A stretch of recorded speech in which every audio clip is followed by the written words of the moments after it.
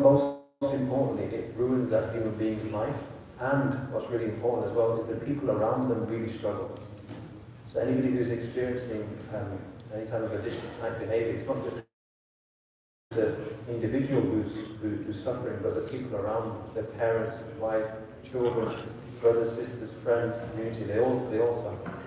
So it's really important topic to discuss. It's linked with yesterday's conversation about mental health, because there's an obvious massive link with mental health and people who fall into addictive type behavior. So I'm going to walk you through this, inshallah. So let's do definitions first. What is an addiction? So an addiction is taking something, using something, or doing something compulsively despite knowing the harms. And one can't stop themselves from doing it. So hands up, who has an addiction? I know I do. It's your fault, it's Tim Hortons. Right? But it's, do you understand? So it's taking, using, or doing. Now, right at the top, when we think of addictions, what do we think about? We think about alcohol, we think about drugs, right? But there's a whole reel of addictions that are out there, in no particular order. Caffeine, yeah, me, okay? Caffeine is on there. Shopping, video games, social media, phones. There's children here, so I want to talk in code language, but intimacy, the repetitive wantonness of Jima, it's actually classed as an addiction.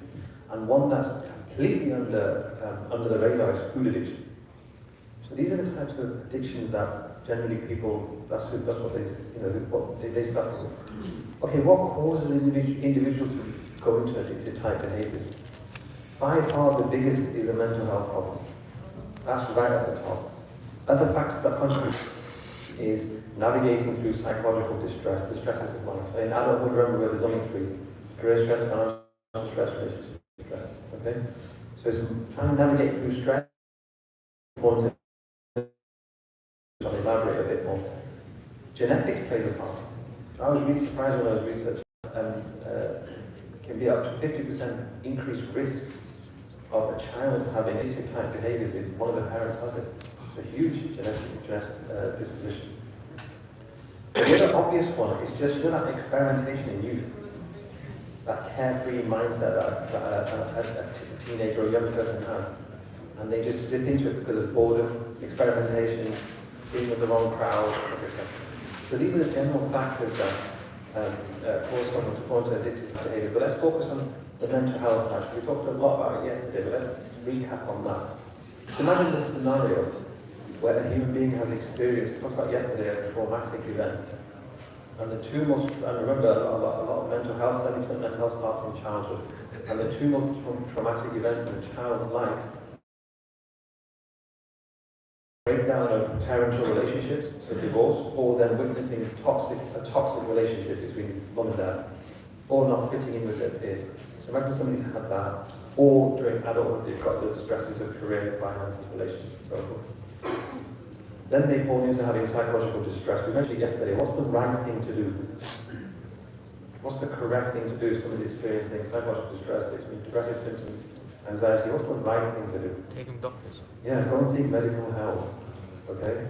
And what was the second thing we discussed towards the end? Psychotherapy. Exercise. Keep going.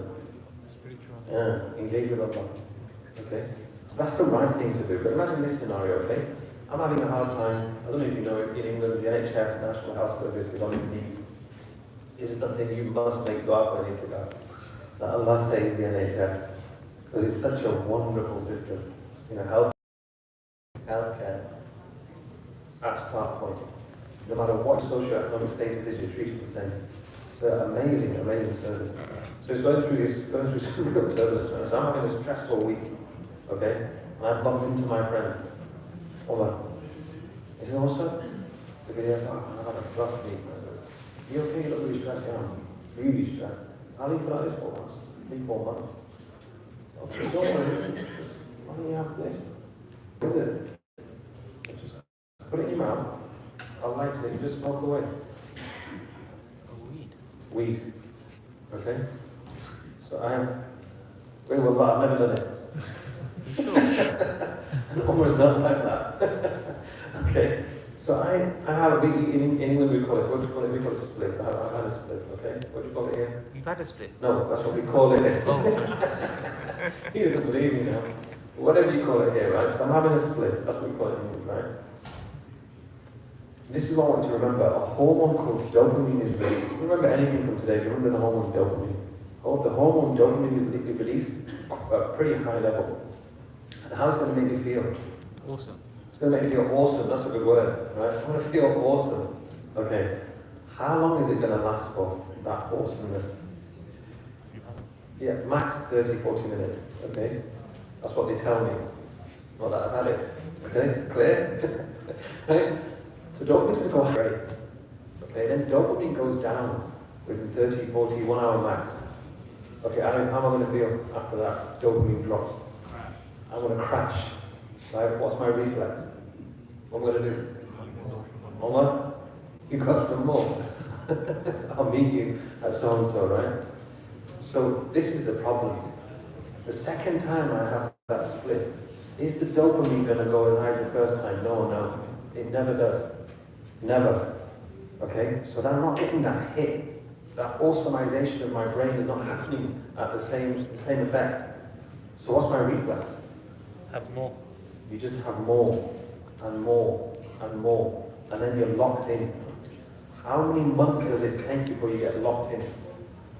Yeah, it is. 3 months. 4. So when you put anybody who's addicted to a substance, put them through an MRI brain scan, the part of the brain, the control center of the brain, disappears. In other words, one is out of control. So initially what happens is you have that addictive type behavior where because dopamine levels drop and you get that psychological distress, you go back to it. Even though you know it's harmful and ridiculously costly.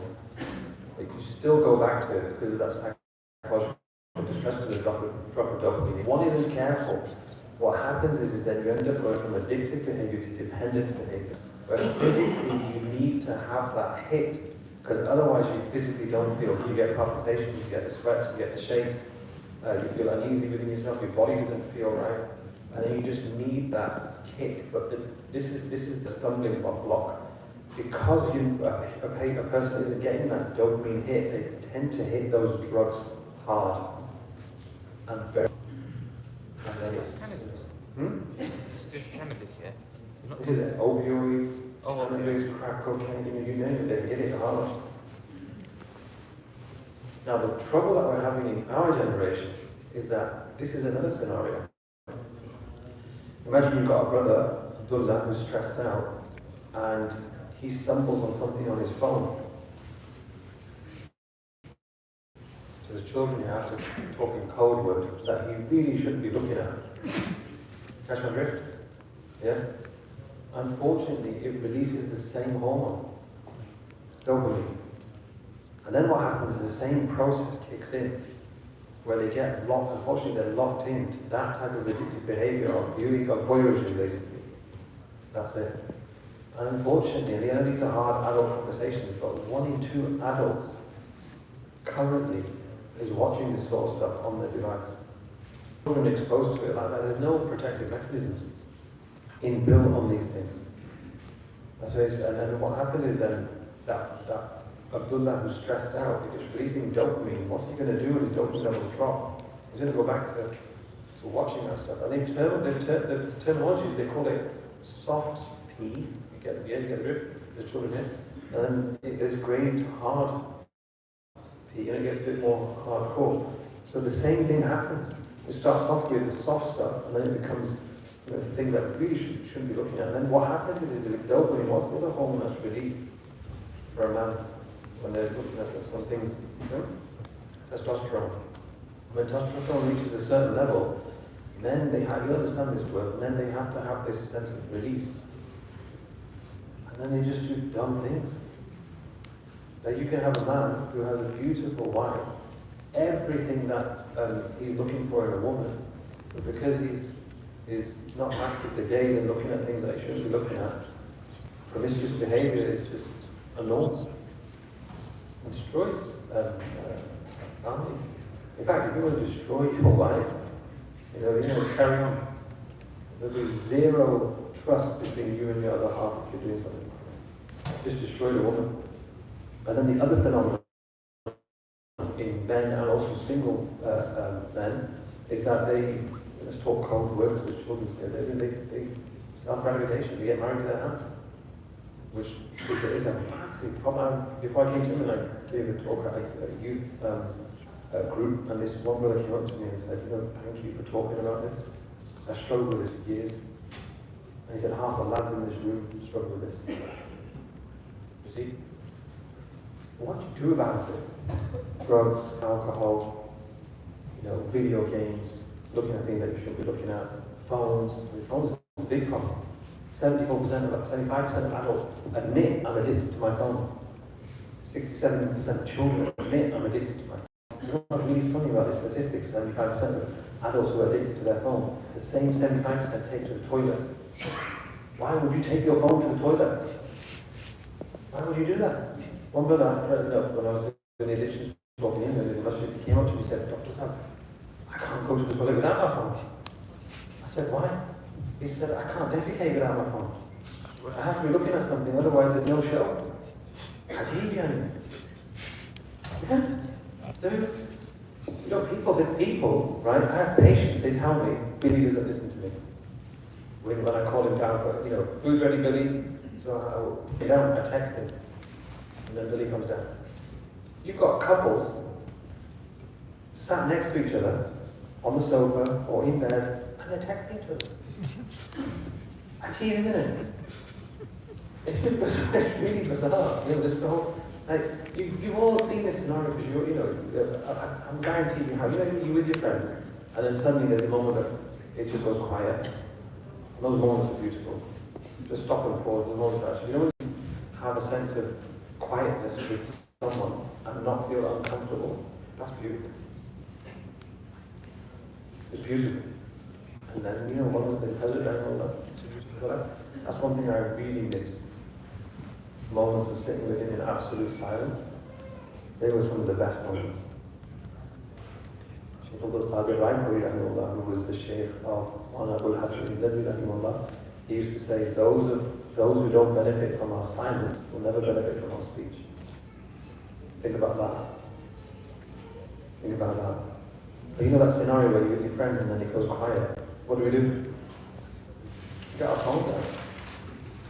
1 hour of work productivity is lost because people are on their phones at work. They don't sit there with their workstation. They have the phone on the side. And what's even worse, honestly, this is like jokes aside. Make a commitment to not do this, okay? Because it is it's a huge bad other etiquette between us and our Lord Ta'ala. When you're in the masjid, try and stay off your phones. Even if you say, I'm reading my Quran on my phone, or just get the Mus'haf. There's nur on those pages that ain't on those, on that screen. Once I was in Hazrat and it was Hajj. And so what he used to do was, some of us, he would say, finish your Tarawih and then come for Tarawih and room. So what he used to do in the first 10 days of Hajj, he used to tell us to come, because we missed out in Ramadan, the first 9 days of Dhul Hijjah. And between Maghrib and Isha, he'd say, whatever ibadah you want to do, just stay in ibadah. So one night, I was in Salah, between Maghrib and Isha, and Hazrat Rahimullah, what he used to do is to shut all the lights. So he used to use the Tarawih as well, the lights would be shut, so you can concentrate, you're not distracted. So I'm in Salah, and I'm reading Surah Al-A'raf, and I get to verse, it's the story of Musa alayhi salam. He goes for 40 days to the nights to Mount Tur, and then he asks Allah, I want to see you. And Allah says, you won't be able to tolerate it. And then the verse says, فَلَمَّا تَجَلَّى, when Allah's tajalliyat was revealed. So we get to that verse, I'm on that verse in my Salah. And then I've got my eyes closed because I'm trying to concentrate on what I'm reading. And then I see this light. So Zubair and I thought, oh, I've made it. It's your phone. I'm a wali. Finally, after how many years of being in Hazrat Nadir's right? So this light's in front of me. and then I peek open with one eye, and then some Molana on his phone. There's a light there, you know. And honestly, I wanted to kick him in his head. I mean, what are you doing? But you know, you go to a church, you go to a synagogue, you go to a Buddhist temple, you go to any other place of worship, these guys are on the phone. Why? They're in what they regard as sacred spaces. This is my time between me and my maker. That's how they view it. The world can just go fishing, as we say in England. But you look at us, I mean, guaranteed you will see it. As soon as the Imam says, Assalamu alaikum wa rahmatullah, my guy will go on his phone and check his WhatsApp, or the news, or his stocks and shares, or whatever. You'll see it in Jum'ah. The Imam will be given a khutbah. And Imams, they don't just give it off a whim. The whole week goes by and people come to saying, Imam said, I'm having this problem, my wife having this problem, my kids have this problem. And they'll look at themes, and then they'll deliver the khutbah. And they'll get the books out, and they'll do their research, and then they'll go for it. But then you've got people just on their phones and the khutbah's going on. In fact, you go to Makkah Medina, you see people in tawaf. You see people in the Rawdah of the Prophet, you see people in Masjid Nabawi, grown men playing games on their phones. It's just like, what is happening? Now, just take the example of, on the honest joke side, try your best to just completely avoid having your phone at hand in the masjid. Let me give you one example. Okay? And if you practice now during Ramadan, it makes it easy. One example. After Salah, the Sunnah Tasbihat, Subhanallah, 33 times Alhamdulillah, 33 times Allahu Akbar, and then that makes 99. And the Messenger of Allah Sallallahu Alaihi Wasallam said, make it 100 by saying, La ilaha illallah, wahdahu la sharika lah, lahul mulk wa lahul hamd, yuhyi wa yumeet wa huwa ala kulli shay'in, plus 100. Look, the reward is for that. Our Messenger of Allah Sallallahu Alaihi Wasallam said, whoever does that after the prayer, every single one of their past sins is forgiven. What a loss. Baghdadi Rahimahullah used to say, don't look at what you've gained. Look at what you've potentially lost by missing out on an action. Our trouble is that we think, namaz, I've prayed my namaz, alhamdulillah. That's the novice, that's child's play. The real, true seeker of Allah subhanahu wa ta'ala is, what can I do more? It's a real problem. And we talked about yesterday, separating people as much as possible. So, okay, let's go back a little bit. So what do you do? If someone has an addictive behavior, what's the right thing to do? So I'll give you a couple of tips that's worked for my patients. First things first, if you are somebody who's suffering from anything that's addictive, or you know somebody that's suffering from a type of addiction, or you're a family member of that person who's struggling with an addictive behavior, the most fundamental thing is the concept of compassion. That individual must have compassion with themselves. They have to. That's something that needs to be ingrained and drilled in compassion. Start loving yourself, not in a narcissistic way, but in the way that Allah wants you to love yourself, for His sake. Have compassion with yourself. And for the family members, this is the time where that brother and sister need you the most. This is when they need you. Why? Because when a human being knows that someone's got your back, when you know someone's got your back, unconditionally, no matter what, I'm with you to the end, that's a lifesaver. So this is when they don't kick them while they're down. This is when they need you the most. And that's why compassion is the most important thing. And this is prophetic. This is prophetic. One of the questions that I remember well during our Sirah classes was we asked our teacher, the Messenger of Allah Sallallahu Alaihi Wasallam was regarded as Habibullah, as Allah's beloved. And then we asked the question, and there's nothing wrong with asking questions if there's sincerity behind it, because even the angels ask questions. They asked Allah, why are you creating a human being?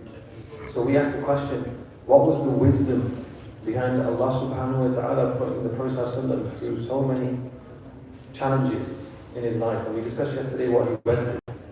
And the Shaykh said to us, how can somebody who is destined to be Rahmatul lil Alameen, who is destined to be Rahmatul, how can someone show that Rahmah if they haven't experienced difficulty? In other words, it was necessary for the Messenger of Allah to go through those challenges to become Rahmatul lil Alameen. And so where am I going with this? Remember Uhud? When that rock was thrown in his face, and his blessed tooth was chipped and his gums started to bleed. What did he say? He said, Oh Allah, Allahumma fil qawmi. Oh Allah, forgive my people. Look at the wording. He didn't say them. Forgive those as if they're not attached. He said, forgive my people. And then what did he say? فَإِنَّهُمْ لَا يَعْلَمُونَ. They just don't know. They just don't get it. That is at the core of having that rahmah that the Prophet had. That's something that should be ingrained, because that's sunnah. You know, Anas ibn Malik, he said to him once, the Qadi of the Prophet served for 10 years, he said to him, Ya bunay, in qadarta, if you can, la tusbih wa la tumsi, don't let a morning pass and let the evening pass. وَلَيْسَ فِي قَلْبِكَ غِشًّا لِأَحَدٍ فَافْعَلْ. If you can have no beef in your heart for anybody, as the morning passes and the evening passes, then do so. فَهَذَا مِن سُنَّتِي. Because that's from sunnah. We just see sunnah as this and this. You know, actually, Yusuf, you know, he said to us once, this was one of the most astounding conversations we had with him. He said, you know, people who are involved with drugs and alcohol, he said, their iman is greater than ours. Their iman is greater than ours. And I'm sat there thinking, wow, where are you going with this? It's a matter of the heart. We talked about this over the past few days. That with dhikr, do hearts climb brainwaves. And it puts us into a meditative state, a calm, relaxed state. It's improving. Your heart rate will drop, your blood pressure will drop. But that's why dhikr is really, really important. And if you look at the life of the Messenger of Allah, from morning till evening, it was just dhikr. He had, Prophet taught us a dua and an iyah for every single situation in our life. Agreed? That's how you engage with Allah subhanahu wa ta'ala. What's the biggest, the largest, what's defined as the most biggest, largest dhikr? وَلَذِكْرُ akbar. What is it? Salah. أقم الصلاة لذكري. Okay, it's salah. What does Allah say about salah? Allah says about us, إِنَّ الْإِنسَانَ خُلِقَ حَلُوعًا. Right. So the nearest meaning, insan has been created perplexed, anxious. That's just our nature. إِذَا مَسَّهُ الشَّرُّ جَزُوعًا. When difficulty afflicts them, they panic, freak out, fight, flight, freeze. That's how we've been programmed. وَإِذَا مَسَّهُ الْخَيْرُ مَنُوعًا. When there's good times, they don't want to share the love. They hold it back. It's all mine.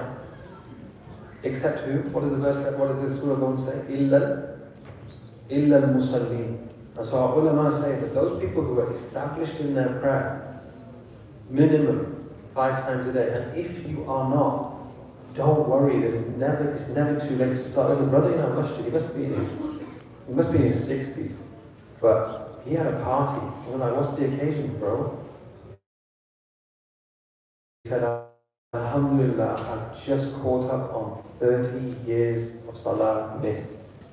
That's 72,000 qada salah that he's done. And he had a massive party, rightly so. But what you do is that, okay, I'm not praying 5 times a day. Start with one. Commit that I'm just going to start with this one prayer. But then push it a bit forward by X amount of time. Do it at your pace. I'm going to do 2, then 3, then 4, then 5. Once you're established on 5, make a tally in your mind, or get your notes out on your phone and work out how many years of salah have I missed. And then commit that along with the 5 follow, I'm going to do my qada. Commit to doing that. Watch what happens to your mind, to your body, and to your soul. The people who are established in their prayer, one of the promises and gifts that Allah subhanahu wa ta'ala gives them is that they're like a mountain. The wind can blow as fast and hard as it wants, but they don't move. And that's why I remember well whenever the world was going through difficulties, us, fragile human beings, we go straight to the Harun Berry and look for answers from Hazrat.